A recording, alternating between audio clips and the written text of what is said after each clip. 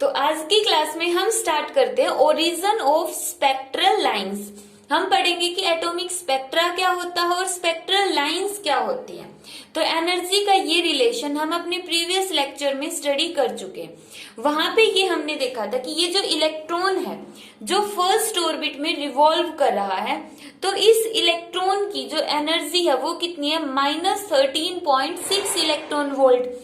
Means जो ये electron है इसकी एनर्जी कम है इसके कंपैरिजन में। अगर मैं इसको फर्स्ट इलेक्ट्रॉन मानती हूँ और यहाँ पे जो इलेक्ट्रॉन है इसको हमने सेकंड इलेक्ट्रॉन मान लिया, तो जो फर्स्ट इलेक्ट्रॉन की एनर्जी है वो कम है सेकंड इलेक्ट्रॉन की एनर्जी से। ये नेगेटिव में है और न्यूक्लियस के नजदीक है, तो यहाँ पर इसको रिवॉल्व करने के लिए कम एनर्जी की रिक्वायरमेंट है क्योंकि न्यूक्लियस इसको बाइंड करके रखता है। ठीक है, बट यहाँ पर जो इलेक्ट्रॉन है वो न्यूक्लियस से ज्यादा दूर है, तो इसको यहाँ पे रिवॉल्व करने के लिए इतनी हाई एनर्जी की रिक्वायरमेंट होगी। जो हम पढ़ चुके ना -2 की वैल्यू है वो क्या होती है, लेस देन -1। जो -2 होता वो लेस देन होता -1 से। क्यों? क्योंकि यहाँ पर होगा -1 -2 0 1। तो यहाँ पे जब नंबर लाइन पर हम राइट साइड से लेफ्ट की तरफ जाते तो जो नंबर है वो छोटे होते जाते हैं। तो यहाँ पे -2 स्मॉल हो गया -1 के कंपैरिजन में। तो यहाँ पे तो हमने एनर्जी कितनी ली है, -13.6 इलेक्ट्रॉन वोल्ट। ये स्मॉल है -3.4 इलेक्ट्रॉन वोल्ट के कंपैरिजन में। तो यहाँ पर जो इलेक्ट्रॉन रिवॉल्व कर रहा है उसको कम एनर्जी की जरूरत है, और यहाँ पर जो इलेक्ट्रॉन रिवॉल्व कर रहा है सेकेंड ऑर्बिट में उसको ज्यादा एनर्जी की जरूरत है। अगर हम फर्स्ट ऑर्बिट से इलेक्ट्रॉन निकालना चाहते हैं तो ये देखो यहाँ पे कंफ्यूजन होता है बहुत ज्यादा। जब हम फर्स्ट ऑर्बिट से इलेक्ट्रॉन को बाहर निकालना चाहेंगे तो हमें पॉजिटिव में एनर्जी देनी पड़ेगी इतनी, और सेकेंड ऑर्बिट से इलेक्ट्रॉन निकालना चाहते हैं तो इतनी देनी पड़ेगी। तो हमें इलेक्ट्रॉन को बाहर निकालने के लिए कब एनर्जी ज्यादा देनी पड़ती है, जब हम उसको फर्स्ट ऑर्बिट से निकालते हैं। फर्स्ट ऑर्बिट में इलेक्ट्रॉन की खुद की एनर्जी कम है, और अगर हम उसको वहां से निकालना चाहते तो हमें ज्यादा एनर्जी देनी पड़ती है। कितनी ज्यादा, 13.6 इलेक्ट्रॉन वोल्ट। और इसी तरह सेकेंड ऑर्बिट में हमें ज्यादा एनर्जी देनी पड़ेगी। अब मान लो कि कोई भी इलेक्ट्रॉन है, अगर वो सेकेंड ऑर्बिट से फर्स्ट ऑर्बिट में जाता है तो उसको एनर्जी का क्या करना पड़ेगा, एमिट करनी पड़ेगी, क्योंकि सेकेंड ऑर्बिट के अंदर तो उसको एनर्जी ज्यादा थी। उसके पास एनर्जी कितनी एनर्जी थी उस इलेक्ट्रॉन के पास, इतनी हाई एनर्जी थी। बट जब वो फर्स्ट ऑर्बिट में जाएगा उसको सिर्फ इतनी एनर्जी की जरूरत होगी, -13.6 इलेक्ट्रॉन वोल्ट। तो जितनी एक्स्ट्रा एनर्जी कितनी होगी इसके पास, -13.4 इलेक्ट्रॉन वोल्ट इसके पास है। इसमें से इतनी एनर्जी सब्ट्रैक्ट कर दो, -13.6 इलेक्ट्रॉन वोल्ट। इतनी एनर्जी सब्ट्रैक्ट करने के बाद हमारे पास आ गया +10.2 इलेक्ट्रॉन वोल्ट। तो ये एनर्जी हम एमिट कर लेंगे, मतलब यहां से बाहर निकल जाएगी। जब इलेक्ट्रॉन हायर एनर्जी के ऑर्बिट से लोअर एनर्जी ऑर्बिट में जाता है तो वो रेडिएशन की फॉर्म में इतनी एनर्जी को बाहर निकाल देगा। ये जो इलेक्ट्रॉन है ये हायर एनर्जी का इलेक्ट्रॉन है E2। ये इलेक्ट्रॉन है इसकी एनर्जी कम है। यहाँ पर जो E2 की वैल्यू है वो ग्रेटर देन है E1 से, क्योंकि E2 की वैल्यू -3.4 है और E1 की -13.6 है। तो E1 की वैल्यू क्या हो गई, स्मॉल हो गई। तो यहाँ पर इलेक्ट्रॉन को ज्यादा एनर्जी चाहिए रिवॉल्व करने के लिए और यहाँ पर कम चाहिए। तो जैसे वो ज्यादा एनर्जी के ऑर्बिट से कम एनर्जी के ऑर्बिट में जाएगा तो वो एनर्जी को एमिट आउट कर देगा। कितनी एनर्जी एमिट आउट कर देगा, जितनी उसके पास एक्स्ट्रा है। E2 -E1 इतनी एनर्जी को वो एमिट कर देगा। अब यहाँ पर जो फर्स्ट ऑर्बिट होता है उसको हम बोलते हैं ग्राउंड स्टेट, और जो ये वाला सेकेंड ऑर्बिट है इसको हम बोलते हैं फर्स्ट एक्साइटेड स्टेट। अब ये नाम क्यों दिया, देखो जो इलेक्ट्रॉन फर्स्ट ऑर्बिट में रिवॉल्व कर रहा है उसकी सबसे कम एनर्जी है क्योंकि वो न्यूक्लियस के सबसे ज्यादा नजदीक है। तो कितनी एनर्जी होगी, -13.6 इलेक्ट्रॉन वोल्ट। फर्स्ट के अंदर है -3.4 इलेक्ट्रॉन वोल्ट।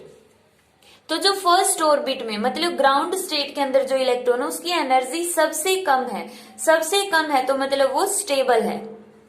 और स्टेबिलिटी को दिखाने के लिए हमने क्या बोल दिया कि वो ग्राउंड स्टेट के अंदर है। और जैसे ही वो ग्राउंड स्टेट से एक्साइटेड में जाएगा, यहां से अगर फर्स्ट में गया तो वो एनर्जी को एब्जॉर्ब करेगा क्योंकि वो अब हायर एनर्जी स्टेट में जा रहा है। तो वैसे यहाँ पे चला गया। अब एक्साइटेड के अंदर कोई भी इलेक्ट्रॉन है वो सिर्फ इतने टाइम के लिए ही रहता है, अप्रोक्सीमेट 10⁻⁻8 सेकंड के लिए रहेगा, फिर से वो ग्राउंड में आ जाएगा और ग्राउंड में आते हुए फिर से वो क्या करेगा, एनर्जी को रेडिएट कर देगा। तो ये वाला फर्स्ट ऑर्बिट को हम बोलते हैं ग्राउंड स्टेट, सेकंड ऑर्बिट को हम बोलेंगे फर्स्ट एक्साइटेड स्टेट। ये कॉन्सेप्ट ध्यान से समझ लेना, इसके बगैर फिर नेक्स्ट टॉपिक नहीं होगा, एनर्जी वाला कॉन्सेप्ट। तो यहाँ पे हमने ले लिया E = E2 - E1। अब ऊपर वाले फॉर्मूले में अप्लाई करो, क्या होगा यहाँ पे -2 π² m k² e⁴ /h² और z²। अब ऑर्बिट चेंज हो रहा है ना, ऑर्बिट चेंज हो रहा है मतलब n की वैल्यू चेंज हो रही है, n की वैल्यू चेंज होगी। ये तो सेकेंड ऑर्बिट के लिए, सेकेंड ऑर्बिट ये वाला first excited state, first orbit mean ये वाला ग्राउंड स्टेट।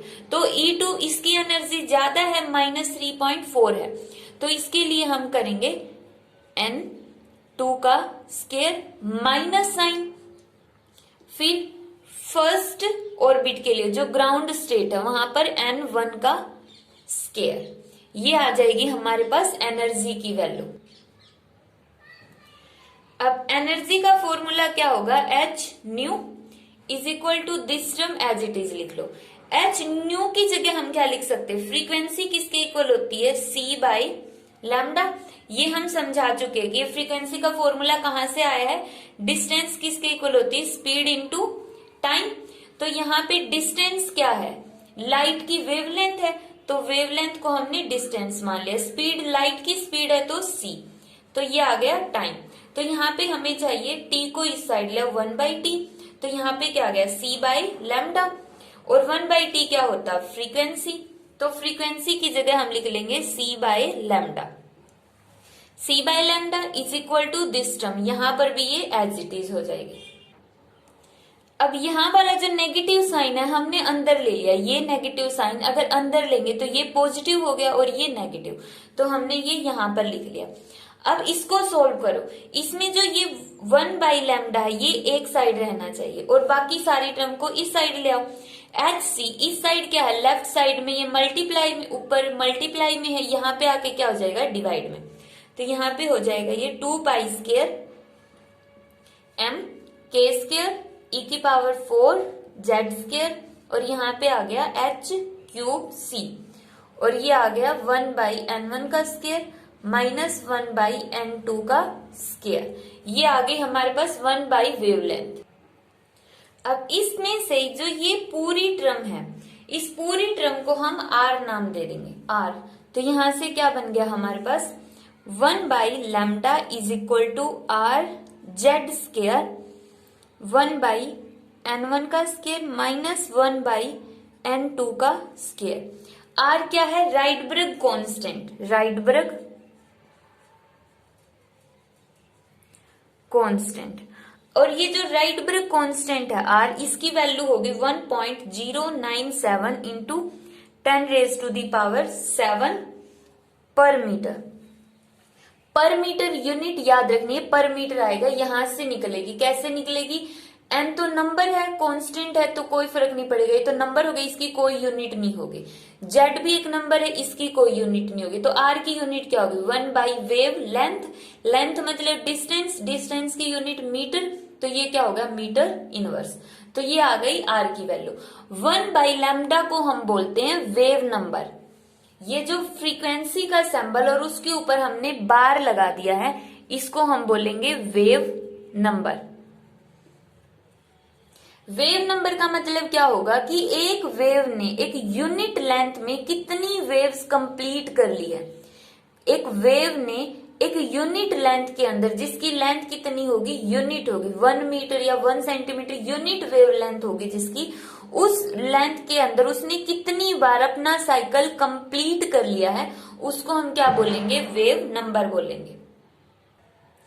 अब यहां पर ये फ्रीक्वेंसी नहीं होगी, क्योंकि फ्रीक्वेंसी तो क्या होती है, number of cycle completed in 1 second, और यहां पर ये क्या है, number of cycle completed in unit length, तो ये वेव नंबर होगा। तो यहां से वेव नंबर का फॉर्मूला हमारे पास क्या बनता है, wave number is equal to R Z square, और यहाँ पे आ गया 1/n1 square minus 1/n2 square. अब जो ये फॉर्मूला, ये बेसिक है, एटॉमिक स्पेक्ट्रा को एक्सप्लेन करने के लिए बहुत इंपॉर्टेंट है, और इसके न्यूमेरिकल भी इंपॉर्टेंट है, इसके न्यूमेरिकल बहुत ज्यादा इंपॉर्टेंट है इस फॉर्मूले के।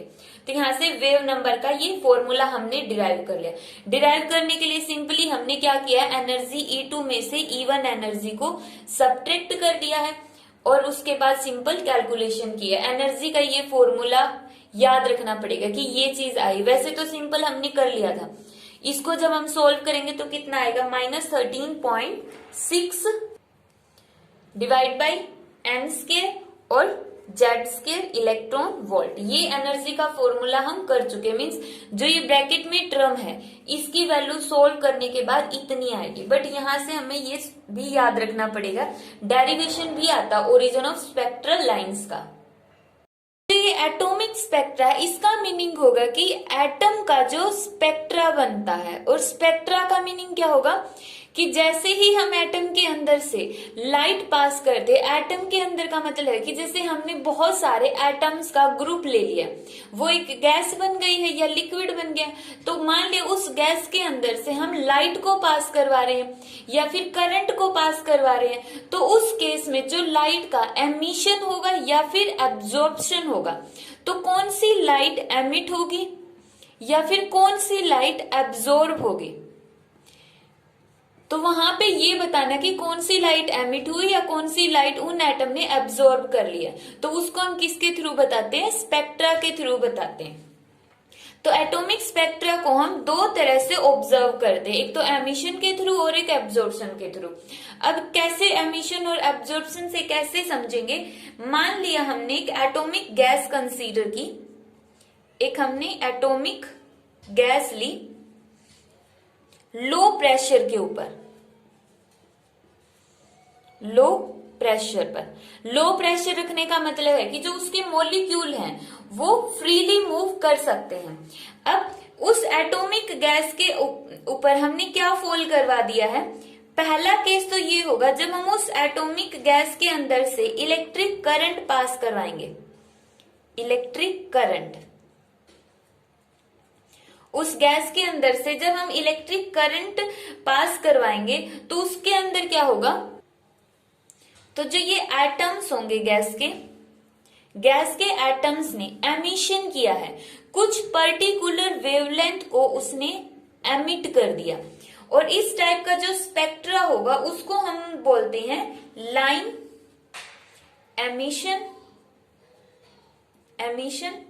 Spectra, line emission spectra. अब इसने कुछ वेवलेंथ को एमिट आउट किया, बाकी को एब्जॉर्ब कर लिया है, एब्जॉर्ब ज्यादा की है और एमिट कुछ वेवलेंथ की है, तो इसका मतलब यहाँ पे एक डार्क बैकग्राउंड होगा, बिल्कुल इस तरह से डार्क होगा, पूरा का पूरा जो पूरा का पूरा बैकग्राउंड है वो हो गया डार्क। फिर उसके अंदर से यहाँ पे जैसे पूरा ही डार्क हो जाएगा, पूरा यहाँ पे ये डार्क हो गया, उसके बाद कुछ वेवलेंथ है वो एमिट हुई है, जैसे यहां से वेवलेंथ एमिट हो गई। तो अब यहाँ पे देखो, अगर हम इतना लेके चलते हैं ना, इतना वाला पोर्शन हमने कंसीडर किया, तो इसमें से ये जो व्हाइट लाइंस दिख रही है ये एमिट हो रही है, और जो ये ब्लैक दिख रहा है बाकी सारा पोर्शन ये एब्जॉर्ब हो चुका है। तो इसको हम बोलते हैं लाइन एमिशन स्पेक्ट्रम, मीन सिर्फ ये वाली वेवलेंथ है वो एमिट हुई है, यहाँ पे ये जितनी भी वेवलेंथ है इस साइड भी वो सारी की सारी एब्जॉर्ब हो गई। इसी तरह यहाँ पे एक लाइन फिर यहाँ पे एमिट हो जाएगी, एक वेवलेंथ यहाँ पे एमिट हो गई, इसके इस साइड भी क्या होगा, फिर एब्जॉर्प्शन होगा।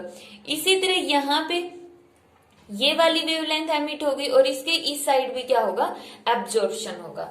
तो एक मेथड में तो हमने गैस के अंदर से इलेक्ट्रिक करंट पास कर दिया और इलेक्ट्रिक करंट के पास होने से जो एटम्स होंगे वो कुछ वेवलेंथ को एमिट करेंगे और बाकी को एब्जॉर्ब कर लेंगे।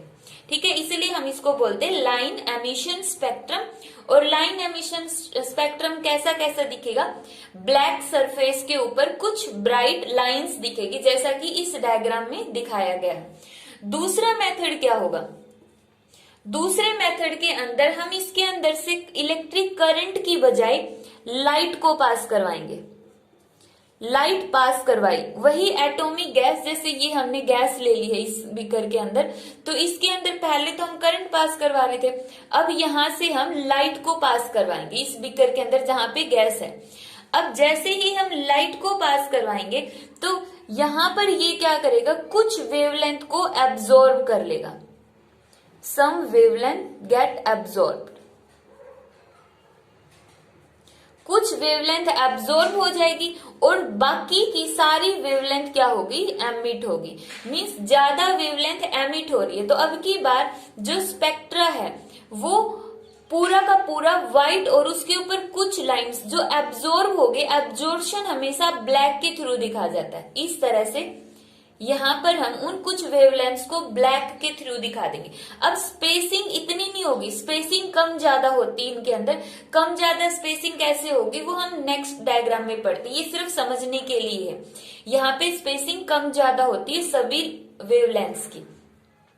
तो लाइट जब भी हम गैस के अंदर से पास करवाएंगे तो उस केस में एटम क्या करेंगे, उस लाइट को एब्जॉर्ब कर लेंगे और उसमें से कुछ लाइट की जो कुछ वेवलेंथ्स होगी उन कुछ वेवलेंथ्स को तो उन्होंने एब्जॉर्ब कर दिया और बाकी की सारी वेवलेंथ को एमिट आउट कर दिया, एमिट कर दिया, बाहर निकाल दिया। तो उसके विद रिस्पेक्ट टू जो हमारे पास स्पेक्ट्रा बनता है तो उसको हम क्या बोलते हैं, लाइन एब्जॉर्प्शन स्पेक्ट्रम। ठीक है, क्योंकि यहां पर जो लाइन बन रही है वो किसकी वजह से बन रही है, एब्जॉर्ब होने की वजह से बन रही है, इसलिए हमने इसको एब्जॉर्प्शन स्पेक्ट्रम बोला है। और यहाँ पे लाइन क्यों बन रही है, जो वेवलेंथ एमिट हो रही है उनकी वजह से लाइन बन रही है, इसलिए हमने इसको बोल दिया लाइन एमिशन स्पेक्ट्रम। अब ये इनमें से हम किसी भी मेथड से स्पेक्ट्रा ऑब्टेन कर सकते हैं लैब के अंदर। अभी स्पेक्ट्रा से रिलेटेड एक और इम्पोर्टेंट पॉइंट ये है कि इसमें जो वेवलेंथ एमिट हुई है, इसमें जो वेवलेंथ एमिट होगी उस जब हमने करंट पास किया था, ये तो वो स्पेक्ट्रा जब हम करंट पास करके ऑब्टेन करते हैं, और ये जब हम लाइट पास करके ऑब्टेन करते हैं। यहाँ पे जो वेवलेंथ एमिट हुई है यहाँ पे वही वेवलेंथ एब्जॉर्ब होगी। मतलब जो करंट हमने पास किया उस केस में जो वेवलेंथ की वैल्यू, जैसे मान लिया 489 एंगस्ट्रॉम वैसे ली है ये फॉर एग्जांपल, इस केस में जब हम करंट पास करते तो गैस के मॉलिक्यूल ने इतनी वेवलेंथ को एमिट आउट किया। अगर उसी गैस में से हम करंट की बजाय लाइट पास करेंगे तो वो गैस इसी वेवलेंथ को एब्जॉर्ब करेगी, उसी लाइट को एब्जॉर्ब करेगी, इसलिए हमें स्पेक्ट्रा में लाइन तो वही वेवलेंथ्स की ही मिल रही है। अब जो ये स्पेक्ट्रा था इसका कॉन्सेप्ट किसने दिया था, बोहर ने दिया था। बोहर ने जो ये स्पेक्ट्रा एक्सप्लेन किया था वो हाइड्रोजन एटम के लिए किया था, ओनली हाइड्रोजन एटम के लिए। अब क्वेश्चन ये आता है कि जो एटॉमिक स्पेक्ट्रा है उसकी रिक्वायरमेंट ही क्यों पड़ती है, क्यों हमें एटॉमिक स्पेक्ट्रा है उसको पढ़ने की जरूरत होती है। तो जिस तरह हम किसी भी फिंगरप्रिंट से ये फाइंड आउट कर सकते हैं फिंगरप्रिंट से कि वो किसके फिंगरप्रिंट है, उस पर्सन को फाइंड आउट कर सकते हैं फिंगरप्रिंट्स के थ्रू, तो ये भी गैस का फिंगरप्रिंट ही होता है। एटॉमिक स्पेक्ट्रा के थ्रू हम ये बता सकते हैं कि यहाँ पर ये वाली गैस प्रेजेंट है, तो इसको हम बोलते हैं फिंगरप्रिंट्स ऑफ ए गैस। तो यहाँ पे ये हमने स्पेक्ट्रा दिखाई, यहाँ पे देखो ये जो स्पेसिंग है ये लगातार डिक्रीज होती जाएगी, H alpha beta gamma delta. यहाँ पे देखो पहले स्पेसिंग ज्यादा थी फिर कम हो गई फिर और कम हो गई, यहाँ पे बहुत सारी इसी तरह लाइंस आएगी, ठीक है, एच इन्फिनिटी तक। अब ये जो स्पेक्ट्रा है ये सिर्फ हाइड्रोजन के लिए एक्सप्लेन किया गया है, ओनली हाइड्रोजन एटम के लिए। और सबसे पहले जो ये स्पेक्ट्रा दिया था वो दिया था बाल्मर ने। जो ये साइंटिस्ट है बाल्मर, इसने सबसे पहले स्पेक्ट्रा को फाइंड आउट किया था। जो बाल्मर सीरीज होती है, ये बाल्मर सीरीज क्या है, ये कंप्लीट टॉपिक पूरा पढ़ने के बाद ही अच्छे से क्लियर होगा। तो बाल्मर ने जो अपनी लाइंस निकाली कि गैस के अंदर से एटम्स है वो इन वेवलेंथ्स को बाहर निकालेगा, इन वेवलेंथ्स को एमिट आउट करेगा। तो उस केस में जो वेवलेंथ आई वो सारी की सारी विजिबल रीजन में थी। मींस जो भी गैस के एटम्स थे उन्होंने जिस लाइट को बाहर निकाला था वो सारी की सारी लाइट कौन से रीजन में थी, विजिबल रीजन में थी। इसीलिए वो देख पाया क्योंकि विजिबल थी वो सारी की सारी लाइट। अब विजिबल लाइट थी इसीलिए बाल्मर उसको डिटेक्ट कर पाया था और उसने अपना जो स्पेक्ट्रा दिया था हाइड्रोजन के अंदर उसको नाम दे दिया था उसने बाल्मर सीरीज। तो बाल्मर सीरीज के अंदर यहाँ पे ये इतनी सारी लाइंस हैं और ये सारी की सारी किसके अंदर है, विजिबल लाइट की लाइंस है। इनकी जो वेवलेंथ है वो विजिबल रेंज के अंदर है। तो उसने ये वेवलेंथ कैसे कैलकुलेट की थी वो देखते हैं। तो जो बाल्मर ने फॉर्मूला यूज किया था इन लाइंस को कैलकुलेट करने के लिए, इन लाइंस की वेवलेंथ कैलकुलेट करने के लिए, वो ये फॉर्मूला हो गया, वेव नंबर हो गया। हाइड्रोजन के लिए क्या था, तो जेड की जगह 1 पुट कर दिया है, तो यहाँ पे जेड स्क्वायर की जगह हो गया 1। तो हमें वेवलेंथ निकालनी, तो वेव नंबर की बजाय हम यहाँ पे ले लेंगे सिंपल वेवलेंथ 1/λ। अब जो बाल्मर नाम का ये साइंटिस्ट था, इसने अपना फॉर्मूला मैंने अभी बताया था कि इसके लिए दिया था, विजिबल लाइट के लिए दिया था। विजिबल लाइट के अंदर इसकी जो वेवलेंथ आई थी वो सारी की सारी विजिबल लाइट के अंदर आई थी। और वो वेवलेंथ कब आती है, इसने जो फर्स्ट ऑर्बिट है उसको इंक्लूड ही नहीं किया। इसके लिए जो फर्स्ट ऑर्बिट के अंदर कोई इलेक्ट्रॉन जा ही नहीं रहा है, एक्चुअल में तो इलेक्ट्रॉन जा रहे हैं लेकिन इसने उसकी वेवलेंथ को ऑब्जर्व नहीं किया। इसके लिए थर्ड ऑर्बिट से इलेक्ट्रॉन गए सेकंड के अंदर, उसके बाद यहाँ पे जो फोर्थ ऑर्बिट होगा उसके अंदर से भी इलेक्ट्रॉन गए सेकंड ऑर्बिट के अंदर, यहाँ पर थर्ड से भी इलेक्ट्रॉन जा रहे हैं सेकंड में और फोर्थ ऑर्बिट से भी इलेक्ट्रॉन कहाँ पर जा रहे हैं, सेकंड में। और इसी तरह जो यहाँ पे फिफ्थ ऑर्बिट होगा वहां से भी इलेक्ट्रॉन कहाँ पर जाएंगे, इसके अंदर जाएंगे, सेकंड ऑर्बिट के अंदर जाएंगे। तो इसके लिए हम वेवलेंथ कैलकुलेट करते हैं कि ये जो H alpha, H beta, H gamma, H delta lines आई है, स्पेक्ट्रल लाइंस, इनकी इन वेवलेंथ्स को कैलकुलेट करते हैं हम। तो 1/λ is equal to R as it is. इसके लिए फर्स्ट ऑर्बिट कौन सा है, ये वाला, n इज इक्वल टू 2। तो n 1 की जगह इसने माना 2 का स्क्वायर -1/n2 का स्क्वायर। n2 मतलब हायर ऑर्बिट। हायर ऑर्बिट कौन सा है, सबसे पहले आती है लाइंस थर्ड ऑर्बिट में से। लाइन का मतलब है कि यहां से इलेक्ट्रॉन निकलकर थर्ड ऑर्बिट वाला इलेक्ट्रॉन सेकंड ऑर्बिट में आया, और अगर थर्ड ऑर्बिट से इलेक्ट्रॉन सेकंड ऑर्बिट में आएगा तो एनर्जी को एमिट आउट करेगा। जो ये एनर्जी एमिट आउट हुई है या रेडिएशन बाहर निकली, इनकी वेवलेंथ होगी यहाँ पे ये लैम्डा। तो यहाँ पे फर्स्ट लाइन के लिए जब पहला इलेक्ट्रॉन थर्ड ऑर्बिट से सेकंड ऑर्बिट में आया तो उसके लिए n2 की वैल्यू हो गई 3, इसका स्क्वायर। सारी वैल्यू पुट करो, 1.097 इंटू 10⁻⁷, 1/4 माइनस 1/9। जब हम इसको सॉल्व करेंगे तो लैम्डा आएगा 656.3 नैनोमीटर। ये वेवलेंथ आ गई जिसको इसने नाम दे दिया H alpha, spectral line. Hydrogen atom के अंदर पहली स्पेक्ट्रल लाइन जो इसको ऑब्जर्व हुई वो हुई 656.3 नैनोमीटर के ऊपर ऑब्जर्व की इसने, और ये विजिबल रेंज के अंदर है। तो इसने बताया कि जो हाइड्रोजन का स्पेक्ट्रा होता है वो विजिबल रेंज में होता है। इसने जो अपनी ये सीरीज दी ना, ये पूरी की पूरी जो बाल्मर सीरीज हम बोलते हैं, ये सारी विजिबल रेंज के अंदर है। तो इस तरह से इसने एच अल्फा कैलकुलेट कर दिया। अब एच बीटा के लिए वही फॉर्मूला।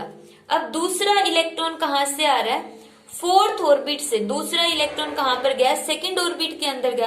तो फोर्थ ऑर्बिट से जब सेकंड ऑर्बिट के अंदर जाएगा फिर से वो एनर्जी को लूज करेगा, क्योंकि जो अंदर वाले ऑर्बिट्स हैं, न्यूक्लियस के नजदीक वाले ऑर्बिट है, उनकी एनर्जी ज्यादा नेगेटिव होती है, मतलब कम एनर्जी है।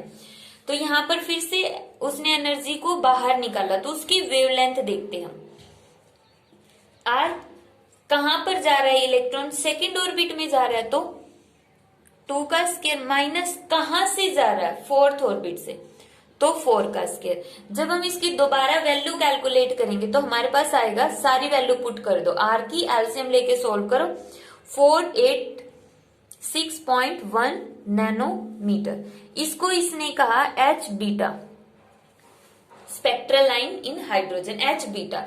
इसी तरह इसने क्या कहा कि जब इलेक्ट्रॉन सेकेंड ऑर्बिट में आ रहा है, कहां से? फिफ्थ ऑर्बिट से। फिफ्थ ऑर्बिट में आ तो वहां से भी इसने एनर्जी को बाहर निकाल दिया, जितनी एनर्जी इसके पास एक्स्ट्रा है तो वो एनर्जी बाहर निकालेगा, तो 5 का स्क्वायर।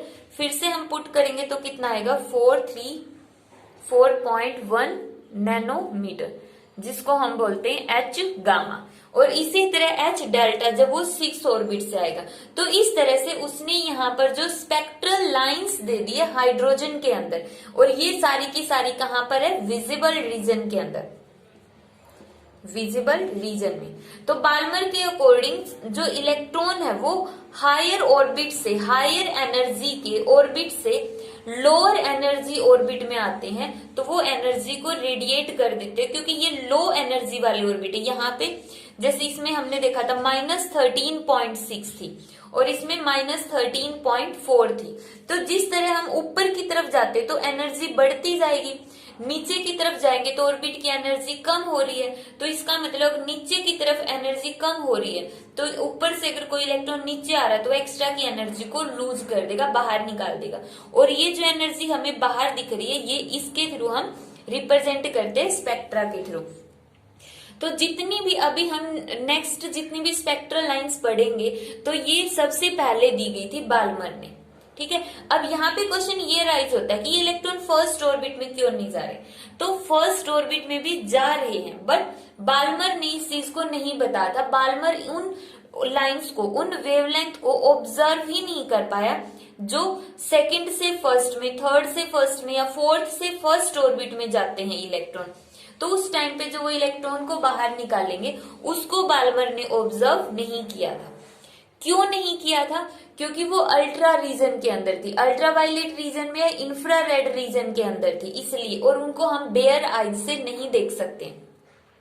तो इस तरह से ये स्पेक्ट्रल सीरीज बनती है। अब हम देखते हैं टोटल कितनी टाइप की सीरीज होती है।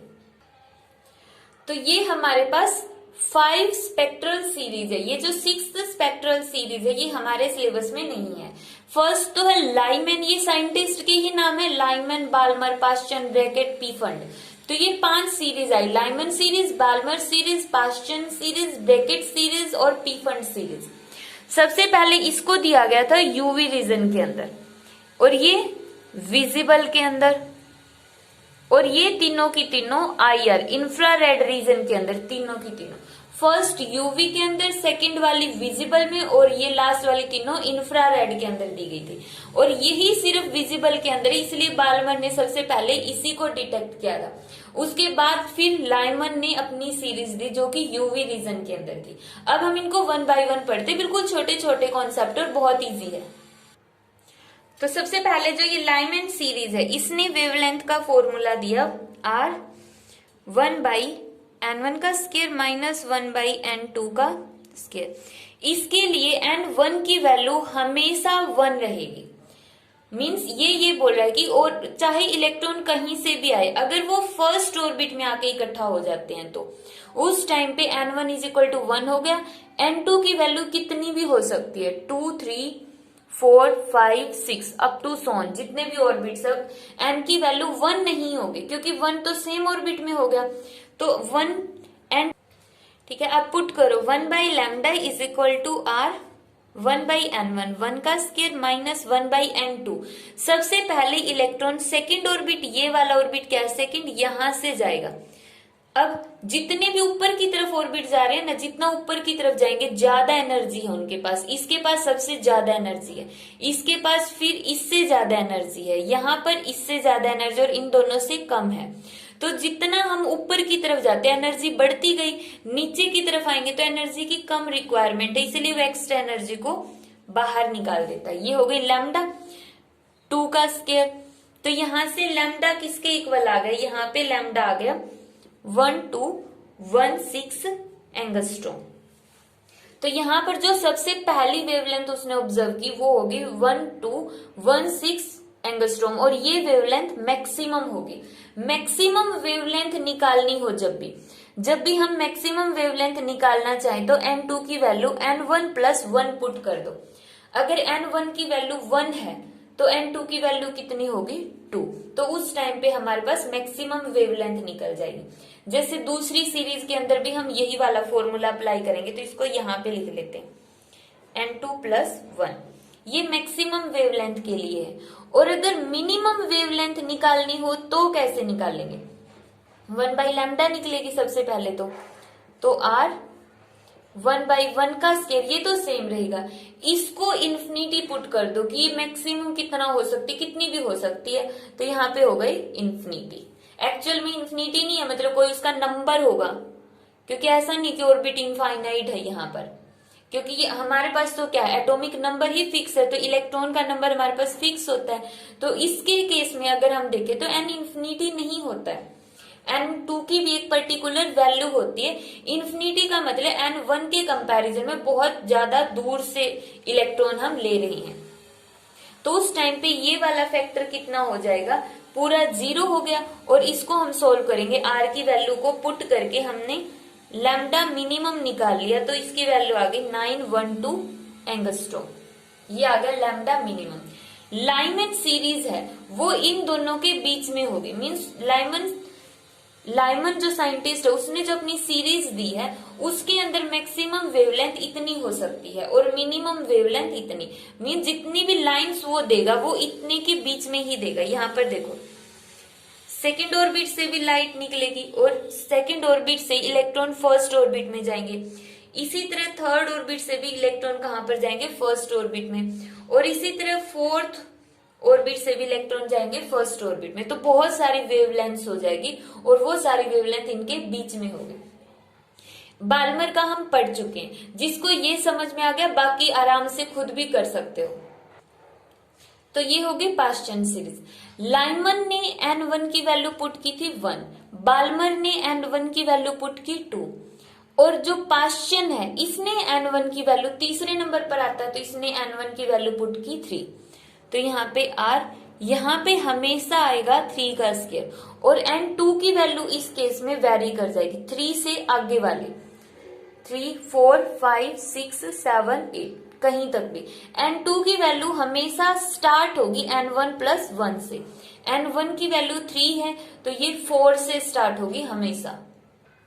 तो यहाँ पर देखो थर्ड ऑर्बिट ये वाला हो गया, थर्ड ऑर्बिट में फोर्थ ऑर्बिट से ले गई, तो उस टाइम पे ये क्या हो जाएगा 4 का स्केयर, और यहां से हम वेवलेंथ निकाल लेंगे।